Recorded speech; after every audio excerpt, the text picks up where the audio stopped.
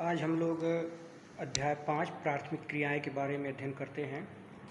ठीक है। मानव की वो कार्यकलाप जिनसे आय प्राप्त होती है, यानी जिनसे कुछ इनकम प्राप्त होती है, जिनसे कुछ आय प्राप्त होती है, जिनसे कुछ कमाई होती है, आर्थिक क्रिया कहा जाता है। जैसे कोई व्यक्ति जाता है, लेबर का काम करता है, कोई खेत में काम करता है, तो क्यों करता है? वह कुछ कमाई करने के लिए, कुछ पैसा कमाने के लिए।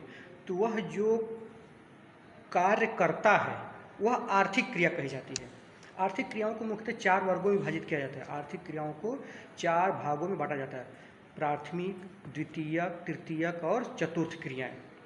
ठीक है। हम लोग प्राथमिक क्रियाओं के बारे में, प्राथमिक क्रिया प्रत्यक्ष रूप से पर्यावरण पर निर्भर है। आर्थिक क्रिया को कितने भागों में बांटा जाता है? 4: प्राथमिक, द्वितीयक, तृतीयक और चतुर्थ। प्राथमिक क्रिया जो है मुख्य रूप से पर्यावरण पर निर्भर है, क्योंकि ये पृथ्वी के संसाधनों जैसे भूमि, जल, वनस्पति, भवन निर्माण सामग्री, खनिजों के उपयोग के विषय में बतलाती है। देखिए, पूछ सकता है कि प्राथमिक क्रिया में क्या क्या आता है। तो प्राथमिक क्रिया जो पर्यावरण पर निर्भर है और यह भूमि, जल, वनस्पति, भवन निर्माण सामग्री और खनिजों के उपयोग के विषय में बतलाती है। प्राथमिक क्रिया इसी से संबंधित है। ठीक है। इस प्रकार इसके अंतर्गत प्राथमिक क्रिया के अंदर क्या क्या? आखेट करना, भोजन संग्रह यानी जंगलों से भोजन संग्रह करना, पशुपालन करना, मछली पकड़ना, वनों से लकड़ी काटना, खेती करना और खनन कार्य करना, यह प्राथमिक क्रिया के अंतर्गत आता है। अब देखते हैं आखेट में भोजन संग्रह। मानव सभ्यता के आरंभिक युग में आदिमकालीन मानव सभ्यता जब शुरू हुई, उसमें जो आदिमकालीन जो मानव था, जो जंगलों में रहता था, अपने जीवन निर्वाह में, अपने जीने के लिए अपने समीप के वातावरण पर निर्भर रहता था। जो उसका वातावरण था, जिस वातावरण में रहता था उसी पर निर्भर रहता था। उसका जीवन निर्वाह 2 कार्यों द्वारा होता था: पशुओं का आखेट यानी पशुओं को मार कर खाना, और दूसरा अपने समीप के जंगलों से खाने योग्य जंगली पौधे, और दूसरा क्या है, जो अपने आसपास के जंगलों में खाने योग्य जो पौधे या फूल या उसके फल हैं या पत्ते हैं, उसको इकट्ठा करता था। तो पूरी तरह से वह प्रकृति पर निर्भर था। वो उसकी प्राथमिक क्रिया हो गई। आदिमकालीन समाज जंगली पशुओं पर निर्भर था। जंगली पशुओं पर, उसमें जो जंगली पशु थे उस पर आदिम समाज निर्भर था। अति शीत यानी ज़्यादा ठंडी और ज़्यादा गर्म प्रदेशों में रहने वाले लोग आखेट द्वारा, आखेट में जानते हैं ना, पशु पक्षियों शिकार करना, आखेट द्वारा जीवन यापन करते थे। तकनीकी विकास के कारण यद्यपि मत्स्य ग्रहण आधुनिकीकरण से युक्त हो गया है, तकनीकी विकास के कारण अब मत्स्य पालन भी हो रहा है, तथापि तटवर्ती क्षेत्रों में लोग अभी मछली पकड़ने का कार्य करते हैं। लेकिन जो बड़ी बड़ी नदियों के किनारे, समुद्रों के किनारे जो तटवर्ती क्षेत्रों में लोग रहते हैं, वो आज भी समुद्रों में या नदियों में जाकर मछली पकड़ते हैं। अवैध शिकार के कारण जीवन की कई प्रजातियाँ या तो लुप्त हो गई हैं या संकटापन्न है। भले से ही लोग जीव जंतुओं पर निर्भर रहे हैं, उनका वध करते रहे हैं, उनको अपने भोजन के लिए मारते रहे हैं, तो इस कारण से क्या है कि बहुत से जीव जंतुओं, कई जातियाँ लुप्त हो गई या संकटापन्न यानी उनकी संख्या में बहुत तेज़ी से गिरावट आई है। प्राचीन काल के आखेटक पत्थर या लकड़ी के बने औजार और तीर तक, जो आखेटक थे, जो आदिमकालीन मानव थे, वो क्या करते थे? जो उनके भाला या हथियार थे वो लकड़ी या पत्थर के बने होते, जिससे पशुओं को शिकार करते थे। भोजन संग्रह एवं आखेट प्राचीनतम ज्ञात आर्थिक क्रियाएं। विश्व के विभिन्न भागों में यह कार्य विभिन्न स्तरों पर विभिन्न रूपों में किया जाता है। यह कार्य कठोर जलवायु दशाओं में किया जाता है। इसे अधिकतर आदिमकालीन समाज के लोग करते हैं। इसे आदिमकालीन समाज के लोग करते हैं, जो कि अभी भी पिछड़े हुए हैं। ये लोग अपने भोजन, वस्त्र एवं शरण की आवश्यकता पूर्ति हेतु पशु वनस्पतियों का संग्रह करते हैं। ये लोग क्या करते हैं? अपने भोजन और खाने और कपड़े के लिए या किस पे निर्भर रहते हैं? पशुओं पर और वनस्पतियों पर निर्भर रहते हैं। बहुत से भी आज भी ऐसी ही जनजातियां हैं जो कि जंगलों में रहती हैं, पशुओं को शिकार करती हैं, कंदमूल फल इकट्ठा करती हैं, जंगलों में रहती हैं। इस कार्य के लिए बहुत कम पूंजी में निम्न स्तरीय तकनीकी ज्ञान की आवश्यकता होती है। भाई उसमें कौन सी पूंजी लगनी है? अरे गए, पत्थर का औजार लिए हैं, लकड़ी लिए, और किसी जानवर, जंगली जानवर मार कर उसे अपना भोजन बनाए। इसमें भोजन अधिशेष भी नहीं रहता है एवं प्रति व्यक्ति उत्पादकता भी कम होती है। भोजन संग्रह विश्व के 2 भागों में किया जाता है। पहला उच्च अक्षांश के क्षेत्र, जिसमें उत्तरी कनाडा देख रहे हैं ना, उत्तरी अमेरिका के उत्तर में है तो कनाडा, उत्तरी यूरेशिया यूरोप और एशिया को मिलाकर यूरेशिया कहा जाता है। एवं दक्षिणी चिली देख रहे हैं कहाँ पे? दक्षिणी चिली, बता सकते हैं आप लोग? विश्व के मैप में आप लोग देखेंगे दक्षिण अमेरिका में वहाँ उसमें है निम्न निम्न अक्षांश के क्षेत्र जिसमें अमेजन बेसिन, उष्णकटिबंधीय अफ्रीका, ऑस्ट्रेलिया एवं दक्षिण पूर्वी एशिया का आंतरिक प्रदेश आता है। आधुनिक समय में भोजन संग्रह के कार्य का कुछ भागों में व्यापारीकरण भी हो गया है। जो वर्तमान समय बता रहा है कि जो भोजन संग्रह है अब उसका व्यापारीकरण, यानी अब भोजन संग्रह लोग खाने के लिए नहीं करते बल्कि उसका व्यापार करने के लिए करते हैं। ये लोग कीमती पौधों की पत्तियां, छाल एवं औषधि पौधों को सामान्य रूप से संशोधित कर बाजार में बेचने का कार्य भी करते हैं। जैसे जंगलों से कीमती पेड़ पौधे जो हैं उनकी पत्तियां, उनकी छाल, उनकी जड़ों को निकाल कर बाजार में बेचते हैं, व्यापार करते हैं, उससे कीमती दवाइयाँ बनती हैं। तो अब व्यापार के उद्देश्य से लोग अब उसका करते हैं। इसी तरह जीव जंतुओं को भी मारते हैं तो उसको भी बेचते हैं, तस्करी करते हैं, बेचते हैं तो उससे पैसा मिलता है। वो अब सिर्फ अपने भोजन के लिए नहीं मारते हैं बल्कि व्यापार के उद्देश्य से पौधे के विभिन्न भागों का उपयोग करते हैं। उदाहरण के तौर पर छाल का उपयोग कुनैन, चमड़ा तैयार करना एवं कार्क के लिए, पत्तियों का उपयोग पेय पदार्थ, दवाइयाँ, कांतिवर्धक वस्तु बनाने के लिए, रेशे को कपड़ा बनाने, दृढ़ फल को भोजन तेल के लिए, पेड़ के तने का उपयोग रबड़, बलाटा, गोंद और राल बनाने के लिए करते हैं। आज यह हो रहा है। अगला है, इससे ये तो हो गया हमारा था आखेट एवं भोजन संग्रह। अगला पशुचारण, यह भी प्राथमिक क्रिया के अंतर्गत आता है। देखिए प्राथमिक क्रिया के अंतर्गत क्या क्या था आया, आखेट एवं भोजन संग्रह, पशुचारण, ठीक है, पशुचारण हो गया, मछली पकड़ना हो गया, वनों से लकड़ी काटना हो गया, कृषि एवं खनन कार्य, यह सब प्राथमिक क्रिया के अंतर्गत आता है। आखेट पर निर्भर रहने वाले समूह ने जब ये महसूस किया, जो आदिम काल की जनजातियां जंगलों में रहती थी, लोग जंगलों में रहते थे, जब उन्होंने ये महसूस किया कि केवल आखेट से जीवन का भरण पोषण नहीं, केवल पशु पक्षियों को मार कर ही भरण पोषण नहीं किया जा सकता, तब लोगों ने क्या किया, मानव पशुपालन व्यवसाय के विषय में सोचा। तब उन्होंने जो पशु वो मार रहे थे, मारकर खा रहे थे, अपना भोजन बना रहे थे, तब उन्होंने कुछ पशुओं को जिलाना शुरू कर दिया ना।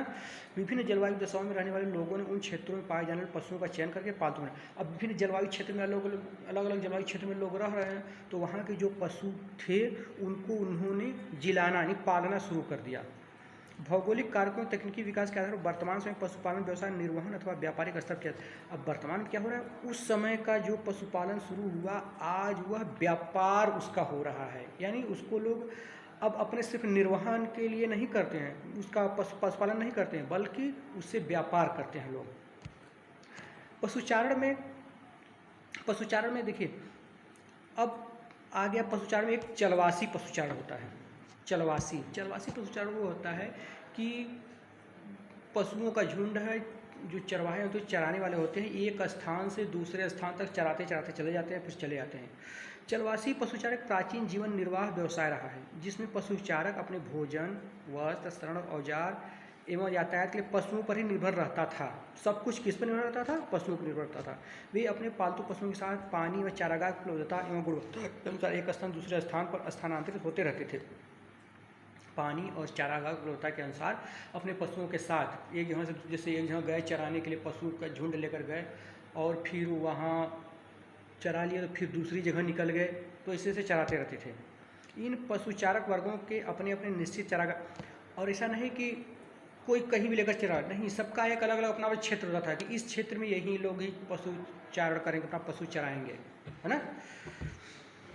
विभिन्न क्षेत्रों में कई प्रकार के पशु पाले जाते हैं। उष्णकटिबंधीय अफ्रीका में गाय बैल प्रमुख, उष्णकटिबंधीय अफ्रीका में क्या है, गाय बैल प्रमुख पशु है। जबकि सहारा में, एशिया के मरुस्थल में, देखिए सहारा सबसे बड़ा मरुस्थल है, अफ्रीका महाद्वीप में है, आप लोग मैप में देख सकते हैं, अफ्रीका महाद्वीप में सहारा मरुस्थल। सहारा एवं एशिया के मरुस्थलों में भेड़, बकरी व ऊँट पाला जाता है। जो रेगिस्तानी क्षेत्र है, जैसे भारत का थार मरुस्थल है, सहारा मरुस्थल है, ठीक है, यह इन क्षेत्रों में जो मरुस्थलीय क्षेत्र है, यहाँ की जलवायु कैसी होती है, कैसी होती है जलवायु यहाँ की, शुष्क होती है, एकदम शुष्क होती है। यहाँ पे रेत ज़्यादा मिलते हैं, यहाँ पे हरियाली बहुत कम मिलती है, नाम मात्र की रहती है।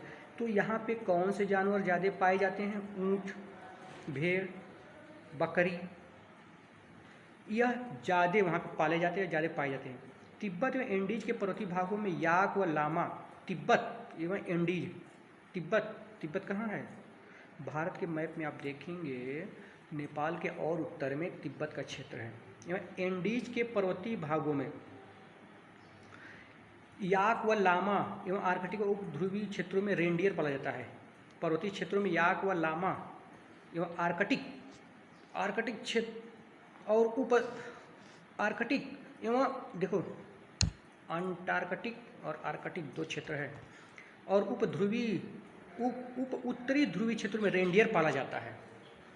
जलवासी पशुचारण के 3 प्रमुख क्षेत्र है। इसका प्रमुख क्षेत्र उत्तरी अफ्रीका के अटलांटिक तट से अरब प्रायद्वीप होता हुआ मंगोलिया और मध्य चीन तक फैला है। दूसरा क्षेत्र यूरोप तथा एशिया के टुंड्रा प्रदेश, जबकि तीसरा क्षेत्र दक्षिणी गोलार्ध में दक्षिणी पश्चिमी अफ्रीका में मेडागास्कर द्वीप पर है। ये जो बुक में ये सब नाम देता है, इसको आप लोग मैप में देख लिया कीजिए। तो ये क्या है कि इससे आपको साथ साथ मैप भी दिमाग में जब बैठ जाएगा तो मैप से संबंधित जो क्वेश्चन एग्जाम में पूछता है उसको आप आसानी से कर लेंगे। नए चारागाहों की खोज में पशुचारक समतल भागों एवं पर्वतीय क्षेत्रों में लंबी दूरियां तय करते हैं। नए चारागाह की खोज में ये जो पशुचारक होते हैं अपने पशुओं को लेकर एक स्थान दूसरे स्थान तक जाते रहते हैं और लंबी दूरी तय करते हैं। गर्मियों में मैदानी भाग से पर्वतीय चारागाह की ओर एवं गर्मियों में मैदानी भाग से पर्वतों की तरफ जाते हैं लोग, ठीक। और शीतकाल में क्या है, पर्वतों से मैदानी भाग में चले आते हैं। जब ऐसी गतिविधि करते हैं तो इसको क्या कहा जाता है, ऋतु प्रवास कहा जाता है। क्या कहा जाता है इनको, ऋतु प्रवास कहा जाता है। ऋतु प्रवास कहा जाता है। ऋतु प्रवास मतलब ऋतु के अनुसार अपने को, जैसे गर्मी शुरू हो गई तो मैदान से हम पहाड़ों की तरफ चले जाते हैं वो लोग पशु लेकर। फिर जब शीतकालीन मौसम आ गया, जाड़े मौसम आ गया, तो पहाड़ों से अपने पशु लेकर मैदान में चले जाते हैं। भारत में हिमालय के पर्वतीय क्षेत्रों में गुज्जर, बकरवाल, गद्दी और भूटिया लोगों के समूह ग्रीष्मकाल में, देखिए हिमालय के पर्वतीय क्षेत्रों में कौन कौन जनजाति रहती है, गुज्जर, बकरवाल, गद्दी और भूटिया लोगों के समूह ग्रीष्मकाल में मैदानी क्षेत्रों से पर्वतीय क्षेत्रों में चले। यह गर्मी में लोग कहाँ चले जाते हैं, मैदान से पर्वतीय क्षेत्र और पर्वत ऊंचाइयों पर चले जाते हैं। एवं शीतकाल में पर्वतीय क्षेत्रों से मैदानी क्षेत्र, जब सर्दी शुरू हो जाती है, होने लगती है, तो पर्वतों से अब चले जाते हैं मैदानी क्षेत्रों में। इसी प्रकार टुंड्रा प्रदेश में ग्रीष्मकाल में दक्षिण से उत्तर की ओर एवं शीत में उत्तर से दक्षिण की ओर चलवासी पशुचारकों का पशुओं के साथ प्रवास होता है। प्रवास माने एक स्थान दूसरे स्थान तक चले जाते हैं। वाणिज्य पशुधन पालन क्या है। चलवासी पशुचारण की अपेक्षा वाणिज्य पशुधन पालन अधिक व्यवस्थित और पूंजी प्रधान। वाणिज्य पशुधन पालन यानी इसमें पशुओं को जिलाया जाता है उनका व्यापार करने के लिए। चलवासी जो पशुचारण था इसमें व्यापार नहीं बल्कि अपने पशुओं के साथ दूसरे चराते थे, लाते थे, ले जाते थे। लेकिन जो वाणिज्यिक पशुधन पालन है इसमें आधुनिक तकनीक से, सिस्टमेटिक ढंग से पशुओं की अच्छी नस्लों को जिलाया जाता है, उनका पालन किया जाता है, उनको जिलाया खिलाया जाता है और उनका क्यों किया जाता है, उसका व्यापार करने के लिए किया जाता है। वाणिज्य पशुधन पालन इसमें पूंजी लगती है। वाणिज्य पशुधन पालन पश्चिमी संस्कृति प्रभावित है एवं फार्म भी अस्थायी होते हैं। इसमें क्या होता है कि लोग जैसे किसी का एरिया है, फार्म बना दिए, बहुत बड़ा घेरा बना दिया, उसी में अपने पशु को जिला रहे हैं। यह फार्म विशाल क्षेत्र फैले होते हैं एवं संपूर्ण क्षेत्र को छोटी छोटी इकाइयों में विभाजित कर जाता है। चराई को नियंत्रित करने के लिए इन्हें बाड़ लगाकर एक दूसरे अलग कर दिया। अब जैसे 10 बीघे का एरिया इन्होंने घेर लिया है, उसी उनका है एरिया और उसी में पशु पालन कर रहे हैं, पशुपालन तो उसको कई खंडों में बांट देंगे, इसलिए कि जो पशु हैं उनको एक क्षेत्र में चराए। ऐसा नहीं कि पूरे खोले में पूरे 10 बीघे में घूम के चरे, नहीं, एक एरिया में वो उसका चरा, फिर वो एरिया फिर दूसरे एरिया में चरा, यानी थोड़े थोड़े एरिया चरते हैं तब तक दूसरे इधर घास तैयार होती है। इस चराई को नियंत्रित चराई करके नियंत्रित चराई इसको कहा जाता है। वाणिज्यिक पशुधन पालन पशुओं की संख्या भी चारागाह की वहन क्षमता के अनुसार। अब जैसे वाणिज्यिक पशुधन पालन में पशुओं की संख्या किसके आधार पर की जाती है, चारागाह की वहन, चारागाह जितना बड़ा है उसी के अनुसार पशु रखेंगे।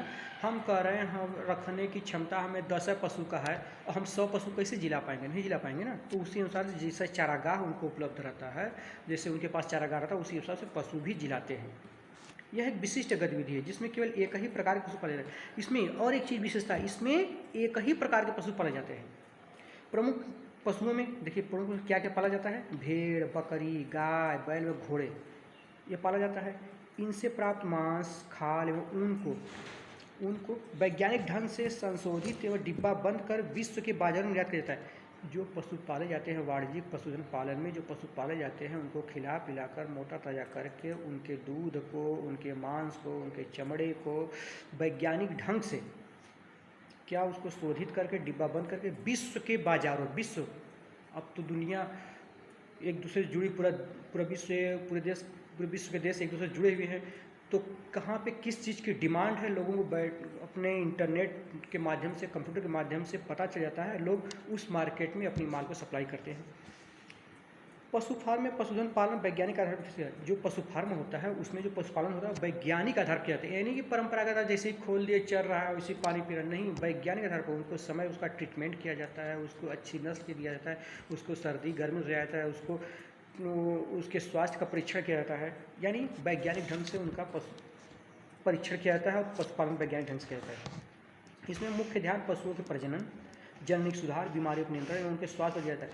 मुख्य ध्यान क्या रहता है? उनके प्रजनन पर, बीमारियों पर और उनके जननिक सुधार पर, यानी उनको बीमारी न हो, उनकी प्रजनन क्षमता प्रभावित न हो, जो उनके बछड़े या बच्चे पैदा हों अच्छी नस्ल के हों। ठीक है। विश्व में न्यूजीलैंड, ऑस्ट्रेलिया, अर्जेंटीना, यूरुग्वे एवं संयुक्त राज्य अमेरिका वाणिज्य पशुधन पालन किया जाता है। वाणिज्य पशुधन पालन किया जाता है। यह जो राज्य देश बता रहा है, इसको आप लोग, आपके पास बुक होगा, उसके विश्व का मैप दिया है, उसमें आप लोग देख लीजिएगा। ठीक। अगला है कृषि। विश्व में पाई जाने वाली विभिन्न भौतिक, सामाजिक एवं आर्थिक दशाएं कृषि कार्य को प्रभावित करती हैं एवं इसी प्रभाव के कारण विभिन्न कृषि प्रणालियाँ रखी जाती है। खेती की कृषि भी कई प्रकार की, जैसे पहला है निर्वाह कृषि। निर्वाह कृषि में होता है, इस प्रकार कृषि में कृषि क्षेत्र में रहने वाले स्थानीय उत्पादों का संपूर्ण अथवा लगभग का उपयोग करते हैं, यानी ऐसी खेती जिसका उपयोग हम अपने के लिए, स्वयं अपने निर्वाहन के लिए करते हैं, वह निर्वाह कृषि होती है। ठीक। निर्वाह कृषि किसको कहते हैं? जो हम बोते हैं अपने ही उपयोग के लिए होते हैं, अपने जीवन निर्वाह के लिए करते हैं, वह निर्वाहन कृषि हो गई। आगे रोपड़ कृषि। एक कृषि होती है रोपड़, क्योंकि गांव घर के आप लोग हैं तो आप लोग जानते होंगे, रोपड़ यानी रोपाई करके जो खेती होती है। तो कौन सी फसल है जिसको रोप के खेती की जाती है? तो सबसे पहले आप लोग तो कहेंगे धान। सही बात है। यूरोपीय लोगों ने विश्व के अनेक भागों का औपनिवेशीकरण किया। देखिए लिखा है अनेक भागों का औपनिवेशीकरण किया। औपनिवेशीकरण का मतलब यह है कि यूरोपीय लोगों ने जो यूरोप महाद्वीप है वहाँ के लोगों ने विश्व के दूसरे देशों को अपने कब्जे में, यानी उस पर अपना शासन किया। जब उसका वहाँ कब्जा हो गया, शासन किया, तो वह उसका उपनिवेश हो गया। इसी कहते हैं औपनिवेशीकरण किया, यानी औपनिवेशीकरण कर दिए। जैसे भारत भी अंग्रेजों के अधीन था। भारत अंग्रेजों का क्या था? उपनिवेश था। कृषि कुछ नए रूपों की शुरुआत की, जैसे रोपड़ कृषि जो बृहद स्तरीय लाभोन्मुख उत्पादन प्रणाली है। यूरोपीय उपनिवेशों ने अपने अधीन उष्णकटिबंधीय क्षेत्रों में, जो यूरोप के जो देश थे, जो जिन क्षेत्रों को अपना उपनिवेश बनाए थे, उसमें उन्होंने क्या किया? उष्णकटिबंधीय क्षेत्रों में चाय, कॉफ़ी, कोको, रबड़, कपास, गन्ना, केला एवं अनानास की पौध लगाई। इन सब की खेती करना वहाँ पर उन्होंने शुरू किया रोपड़ विधि से। रोपड़ विधि की क्या विशेषता है कि इसमें कृषि क्षेत्र का आकार बहुत विस्तृत होता है।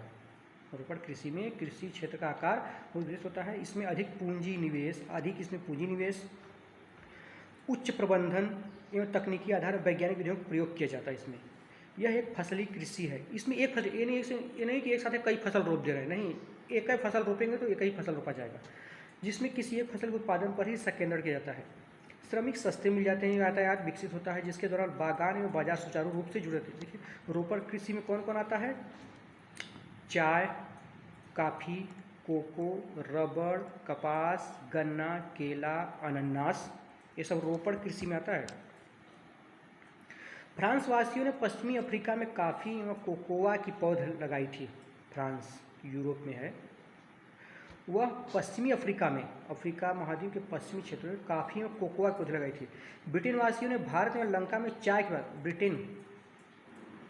ब्रिटेन के लोग जब यहाँ पे शासन कर रहे थे, जब अंग्रेजों का शासन था, तो भारत और श्रीलंका में चाय के बाग लगाए। मलेशिया में रबड़ के बाग, पश्चिमी द्वीप में गन्ना केले के बाग विकसित किए। मलेशिया में क्या लगाए? रबड़ के बाग। पश्चिमी द्वीप समूह में गन्ना में केले के बाग लगाए गए। स्पेन में अमेरिका वासियों ने फिलिपाइन में नारियल और गन्ने के बागान लगाए। लोगों ने देखा कि जिस तरह की वहाँ की जलवायु है, जिस फसल के लिए अनुकूल है, उस फसल को वहाँ पे उन्होंने ज़्यादा महत्व दिया। इंडोनेशिया में एक समय गन्ने की कृषि में हॉलैंड वासियों का एकाधिकार था। ब्राज़ील में अभी भी कुछ कॉफ़ी के बागान जिन्हें फजेंडा कहा जाता है यूरोप वासियों के नेतृत्व। देखिए, ब्राज़ील में कहवा के बाग को, ब्राज़ील दक्षिण अमेरिका का एक सबसे बड़ा देश है, वहाँ कहवा के बाग को क्या कहा जाता है? फजेंडा कहा जाता है। वर्तमान में अधिकतर बागानों का स्वामित्व देशों की सरकार और नागरिकों ने। वर्तमान समय में अधिकतर जो बाग लगे हैं, जो कॉफ़ी के बाग हो, चाय के बाग हो, इस पर उस देश का या तो वहाँ के नागरिकों का नियंत्रण है। ठीक है। मिश्रित कृषि जैसे इसके नाम से ही तात्पर्य मतलब मिश्रित, इस प्रकार की कृषि विश्व के अत्यधिक विकसित इस प्रकार कृषि विश्व के अत्यधिक विकसित भागों में की जाती है। उदाहरण स्वरूप उत्तरी पश्चिमी यूरोप, उत्तरी अमेरिका का पूर्वी भाग, यूरेशिया कुछ भाग में, दक्षिणी महाद्वीपों के समशीतोष्ण अक्षांश वाले भागों में इसका विस्तार है। इस प्रकार देखिए, मिश्रित कृषि में क्या कहते हैं? मिश्रित कृषि में खेतों का आकार मध्यम होता है, उसका आकार मध्यम होता है। इसमें बोई जाने वाली फसलें गेहूँ, जौ, राई, जई, मक्का, चारे की फसल, कंदमूल प्रमुख है। यह सब इसमें मिश्रित खेती में की जाती है। फसल उत्पादन और पशुपालन दोनों को इसमें समान महत्व दिया है। इसमें फसल भी उत्पादित किया जाता है, पशुपालन भी किया जाता है। फसलों के साथ पशुओं जैसे मवेशी, भेड़, कुक्कुर आय के मुख्य स्रोत हैं। ठीक है। मिश्रित कृषि में पशुपालन भी किया जाता है और खेती भी की जाती है। विकसित कृषि यंत्र, इमारतों, रासायनिक और वनस्पति खाद के गहन उपयोग आदि पर अधिक पूंजी व्यय के साथ ही कृषकों की कुशलता और योग्यता मिश्रित कृषि की मुख्य विशेषता है। डेयरी कृषि का मतलब जानते हैं आप कि पशुओं को जिलाना दूध के लिए। डेयरी व्यवसाय दुधारू पशुओं के पालन पोषण का सर्वाधिक उन्नत दक्ष प्रकार है। ये मत समझिए डेयरी कृषि कहा गया तो इसमें खेती किया जाएगा, दूध की खेती की जाएगी। दूध की खेती यानी ऐसे उन्नतशील पशुओं को जिलाया जाता है जिससे ज़्यादा दूध प्राप्त होता है। इसमें पूंजी की भी अधिक आवश्यकता होती है। जैसे गौशाला खुला जाता है ना, गौशाला सरकार खुलवाती है तो वह दूध को बढ़ावा देने, ज़्यादा से ज़्यादा दूध का उत्पादन हो, उसको बढ़ावा देने के लिए। पशुओं के लिए छप्पर, घास संचित करने के भंडार एवं दूध उत्पादन में अधिक यंत्रों के प्रयोग के लिए पूंजी भी अधिक चाहिए। देखिए, डेयरी कृषि करने के लिए इसमें पूंजी की बहुत ज़्यादा ज़रूरत पड़ती है, क्योंकि पशुओं को खरीदना है, उनके लिए व्यवस्था करना है, चारे पानी की व्यवस्था करना है। पशुओं के स्वास्थ्य, प्रजनन और पशु चिकित्सा पर भी अधिक ध्यान दिया है। इसमें गहन श्रम, इसमें मेहनत भी ज़्यादा लगता है। पशुओं को चराने, दूध निकालने आदि कार्यों के लिए वर्ष भर पशुओं को चराने, उसका दूध निकालने, उसको नहलाने धुलाने के श्रम की आवश्यकता होती है। वर्ष भर इसमें श्रम करना पड़ता है, क्योंकि फसलों की तरह इसमें कोई अंतराल नहीं होता जिसमें श्रम की आवश्यकता न हो। डेयरी कृषि का कार्य नगरीय और औद्योगिक केंद्रों के समीप जाता है। डेयरी कृषि नगरों और उद्योग धंधों के आसपास ही किया जाता है, नज़दीक। इसलिए कि क्यों किया जाता है? हम कह रहे हैं पशुपालन हम कर रहे हैं, दूध निकालने के लिए पशुओं को जिलाए हैं, तो हम शहर के नज़दीक क्यों करेंगे? वो इसलिए करेंगे कि दूध एक कच्चा पदार्थ है। हम दूध निकाल कर उसकी खपत हम नगरों में पास में ही कर देंगे। हमें ज़्यादा दूर तक ट्रांसपोर्ट नहीं करना पड़ेगा, ज़्यादा दूर तक हमें उसको ले आना नहीं पड़ेगा। ठीक है, इसलिए हम नज़दीक में ही कर रहे ताकि हमको मार्केट सुलभ हो जाए।